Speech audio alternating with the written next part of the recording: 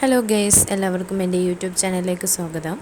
ഈ വീഡിയോ നിങ്ങൾ ആദ്യമായിട്ടാണ് കാണുന്നതെങ്കിൽ ഈ വീഡിയോ സബ്സ്ക്രൈബ് ചെയ്യുക, ഷെയർ ചെയ്യുക, ലൈക്ക് ചെയ്യുക, അതുപോലത്തെ തൊട്ടടുത്ത ബെല്ലൈക്കൺ കൂടി ക്ലിക്ക് ചെയ്യുക. എന്നാലേ ഇനി ഇടുന്ന എല്ലാ വീഡിയോസും നിങ്ങൾക്ക് നോട്ടിഫിക്കേഷൻ ലഭിക്കുകയുള്ളൂ. ഓക്കെ, അപ്പോൾ നമുക്ക് വീഡിയോയിലോട്ട് പോകാം. ഹലോ സ്റ്റുഡൻസ്, ഇന്ന് നമ്മൾ ഡിസ്കസ് ചെയ്യുന്നത് 3rd സ്റ്റാൻഡേർഡിലെ 5th chapter if I like join എന്ന് പറയുന്ന ചാപ്റ്ററിലെ ക്വസ്റ്റ്യൻസാണ്. അതിൽ when 5 benches were occupied each by 5 students, 5 were left out, then how many students are there altogether? If each bench is to be occupied by 5 students with no one left out, then how many benches are needed?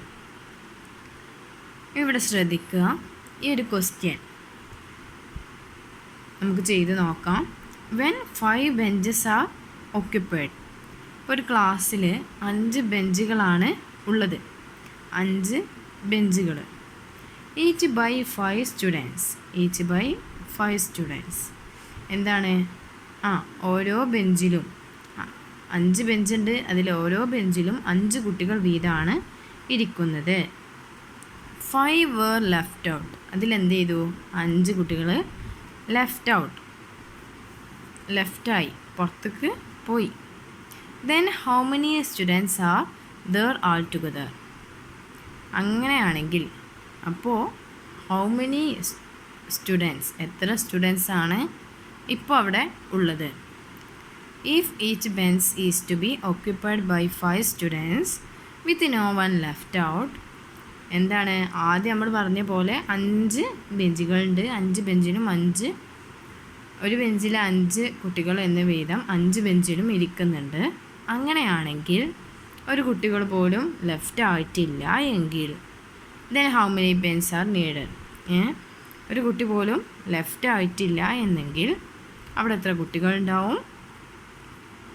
അതുപോലെ then how many bench are needed, എത്ര ബെഞ്ചുകൾ ആവശ്യമുണ്ട്? അപ്പോൾ ഇതിൻ്റെ ആൻസറാണ് നമ്മളിന്ന് നോക്കുന്നത്. ഇവിടെ നോക്കൂ, total occupied benches എന്താണ്? ബെഞ്ച് ആകെ എത്ര ബെഞ്ചസ് ആണുള്ളത്? 5.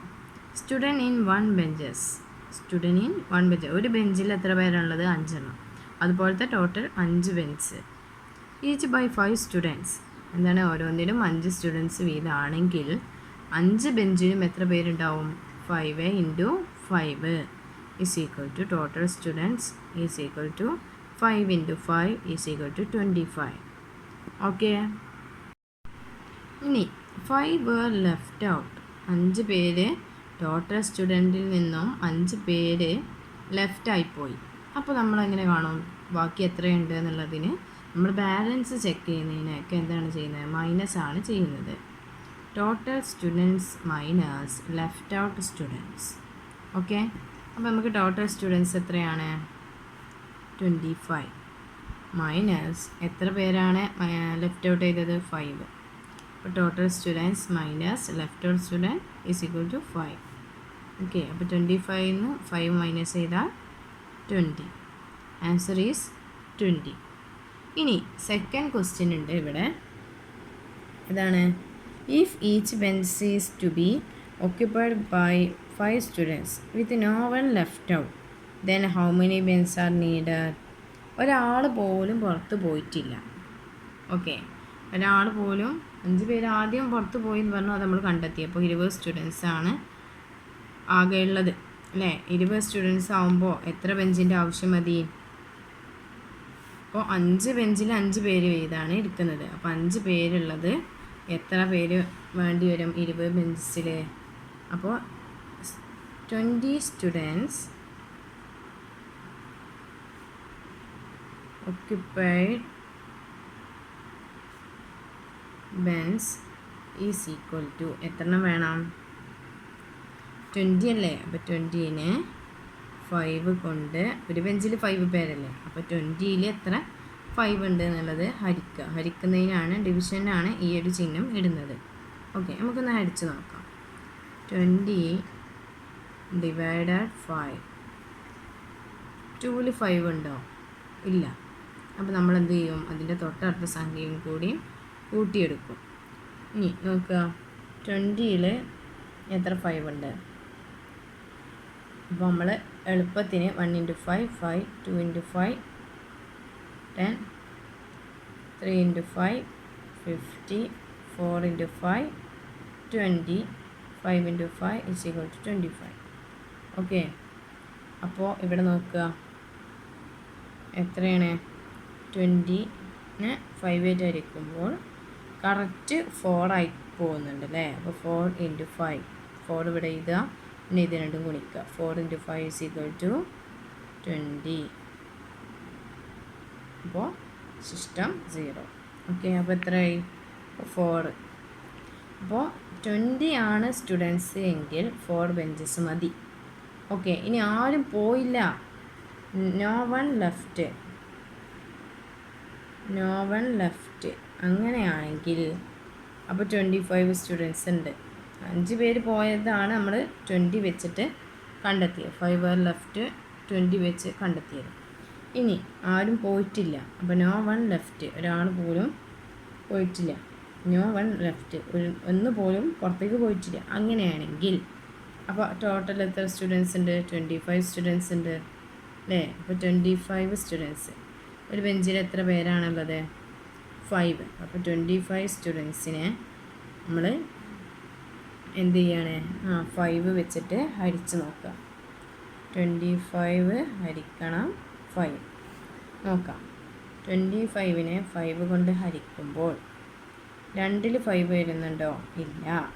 അപ്പോൾ നമ്മൾ എന്ത് ചെയ്യും? ഇത് ഒന്നിച്ചെടുക്കുമ്പോൾ എങ്ങനെയാണ് വരിക? നമ്മളിവിടെ എഴുതി വെച്ചിട്ടുണ്ട് അല്ലേ?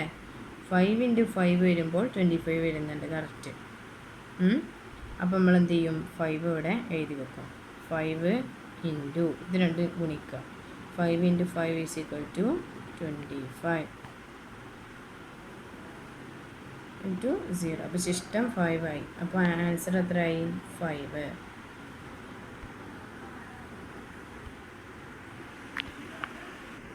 അപ്പോൾ ക്വസ്റ്റ്യനിലോട്ട് നോക്കൂ.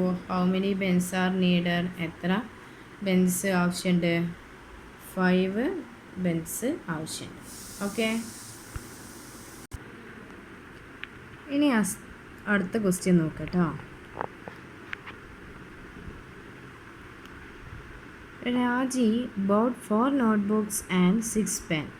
Cost of a notebook is 6 rupees and that of a pen is 3 rupees. For her brother, she bought 4 pencils, each costing 2 rupees, and 4 notebooks costing 5 rupees each. If she gave 100 rupees to the shopkeeper, what amount did she get back? രാജി എന്താണ് വാങ്ങിയത്? 4 not ബുക്കും അതുപോലെ 6 പെൻസും 6 പെന്നും വാങ്ങി. Cost of A നോട്ട്ബുക്കിൻ്റെ വില എന്ന് പറയുന്നത് 6 രൂപയാണ് ഒന്നിന്.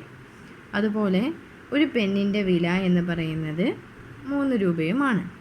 ഫോർ ഹെർ ബ്രദർ, അവളുടെ സഹോദരന് വേണ്ടിയിട്ട് ഷീ ബോട്ട് 6 പെൻസിൽ, അവൾ എന്ത് ചെയ്തു? 6 പെൻസിലും കോസ്റ്റിംഗ് 2 റുപ്പീസ്, അതുപോലെ 2 റുപ്പീസ് ആണ് എന്തിന്? പെൻസിലിന്, ഒരു പെൻസിലിനുള്ള വില കേട്ടോ. അതുപോലെ 4 നോട്ട്ബുക്സ്, 4 നോട്ട്ബുക്കും വാങ്ങി. നോട്ട്ബുക്കിൻ്റെ വില എന്ന് പറയുന്നത് 5 റുപ്പീസ്. 5 റുപ്പീസ് വിലയുള്ള 4 നോട്ട്ബുക്കും അവൾ വാങ്ങി അവളുടെ സഹോദരന് വേണ്ടി. If she gave 100 rupees to the shopkeeper, what amount did she get? അവൾ ഇതിനെല്ലാതും കൂടി ടോട്ടൽ പ്രൈസ് എന്ന് പറയുന്നത് 100 രൂപ അവൾ ഷോപ്പ് കീപ്പറിന് കൊടുത്തു. അങ്ങനെയാണെങ്കിൽ ഷോപ്പ് കീപ്പർ എത്ര രൂപ അവൾക്ക് തിരിച്ചു നൽകിയിട്ടുണ്ടാവും? അതാണ് നമുക്ക് കാണാനുള്ളത്. അതാണ് ക്വസ്റ്റ്യൻ. ഓക്കെ, അപ്പോൾ നമുക്കൊന്ന് ഷോർട്ടായിട്ട് എഴുതി വെക്കാം. ഇവിടെ നോക്കുക. രാജി ബോട്ട്, രാജി വാങ്ങിയത് നോട്ട്ബുക്ക് 4 എണ്ണം, 4 നോട്ട്ബുക്ക്, പെന്ന് 6 എണ്ണം. കോസ്റ്റ് ഓഫ് എ നോട്ട്ബുക്ക്, ഒരു നോട്ട്ബുക്കിൻ്റെ വില okay, cost of A notebook. ഒരു നോട്ട്ബുക്കിൻ്റെ വില എന്ന് പറയുന്നത് എന്താണ്? 6 രൂപ. ഒരു നോട്ട്ബുക്കിൻ്റെ വില 6 രൂപ. കോസ്റ്റ് ഓഫ് എ പെൻ, ഒരു പെന്നിൻ്റെ വില 3 രൂപ. ഇനി ഫോർ ബ്രദറിന് എന്തൊക്കെയാണ് വാങ്ങിയത്? ഷീ ബോട്ട് പെൻസിൽ 6 അല്ലേ, 6 പെൻസിൽ വാങ്ങി. നോട്ട്ബുക്ക് എത്ര വാങ്ങി? 4 നോട്ട്ബുക്ക് വാങ്ങി. കോസ്റ്റ് ഓഫ് എ പെൻസിൽ, ഒരു പെൻസിലിൻ്റെ വില എത്രയാണ്? 2 റുപ്പീസ്. അതുപോലത്തെ 6 എണ്ണമാണ് അവൾ വാങ്ങിയത്. അതുപോലെ കോസ്റ്റ് ഓഫ് എ നോട്ട്ബുക്ക്, ഒരു നോട്ട്ബുക്കിൻ്റെ വില 5 റുപ്പീസ്. അതുപോലത്തെ 4 എണ്ണം അവളുടെ ബ്രദറിനും അവൾ വാങ്ങി. ഇനി നമ്മൾ ഇതൊക്കെ ചെയ്ത് നമ്മൾ കണ്ടെത്തണം. ഓക്കെ, അപ്പോൾ നമുക്കിതൊന്ന് ചെയ്ത് കണ്ടെത്താം. ആദ്യം നമ്മൾ നമ്മുടെ രാജി വാങ്ങിയ സാധനം ആകെ ടോട്ടൽ പ്രൈസ് എത്രയാണെന്ന് കണ്ടെത്തണം. അപ്പോൾ അതിന് വേണ്ടിയിട്ട് നമ്മൾ ഇതുപോലെ വഴി രൂപത്തിൽ നമ്മൾ എഴുതുകയാണെങ്കിൽ നമുക്ക് സുഖമായിട്ട് കണ്ടെത്താം. രാജി ബോട്ട്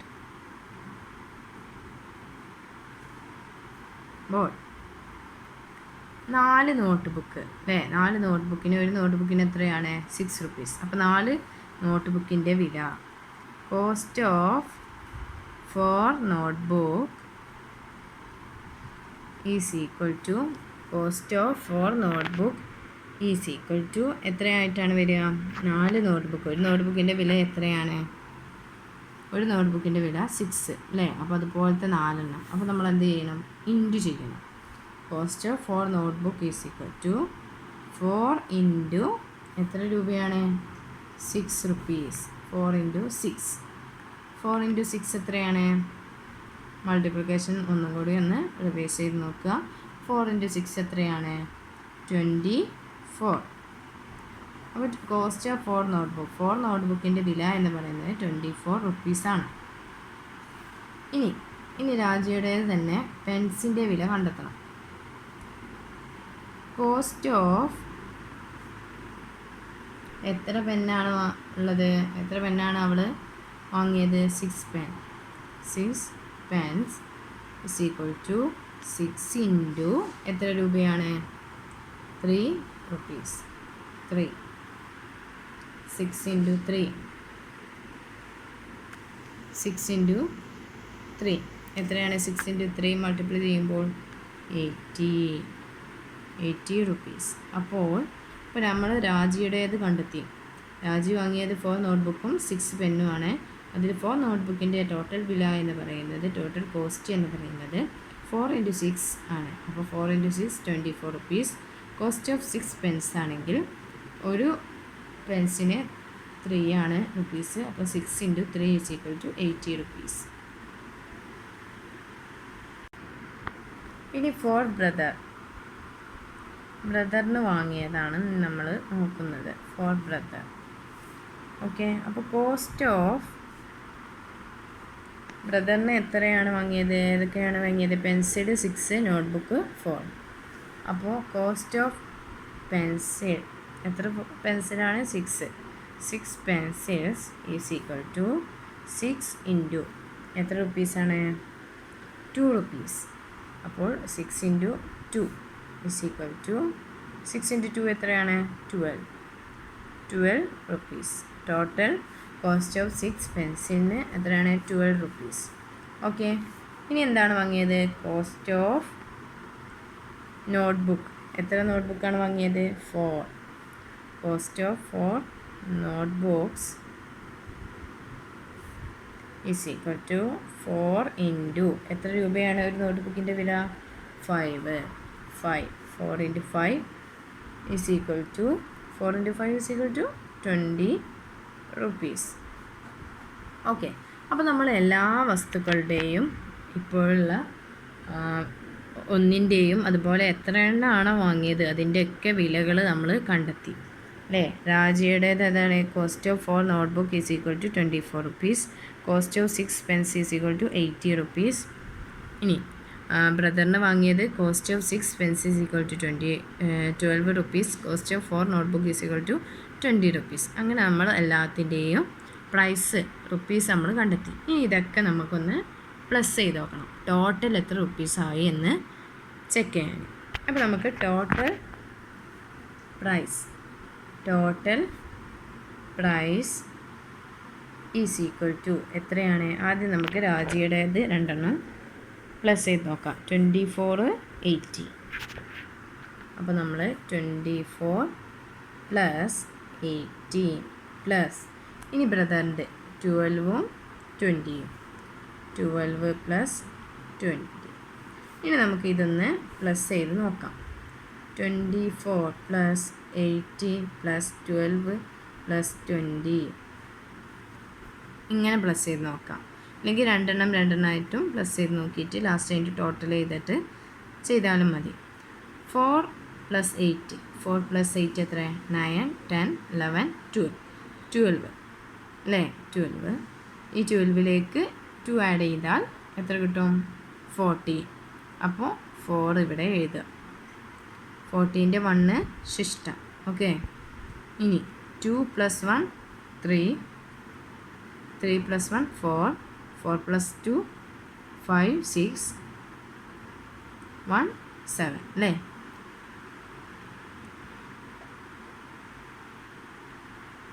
അപ്പോൾ എത്രയാണ്? 7. അപ്പോൾ ഇത് മൊത്തം ടോട്ടൽ ചെയ്യുമ്പോൾ നമുക്ക് എത്രയാണ് കിട്ടുക? 74 റുപ്പീസ്. പ്രൈസ് പറയുമ്പോൾ നമ്മൾ റുപ്പീസിലാണ് കണക്കാക്കുന്നത്. അപ്പോൾ നമുക്ക് ക്വസ്റ്റ്യനിലോട്ട് പോകാം.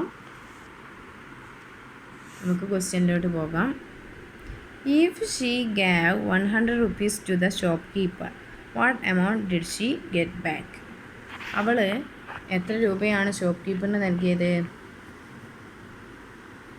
She gave to shopkeeper എത്ര രൂപയാണ് കൊടുത്തത്? 100 rupees അല്ലേ? ആകെ എത്ര ചിലവായിട്ടുള്ളൂ? 74 റുപ്പീസേ ചിലവായിട്ടുള്ളൂ.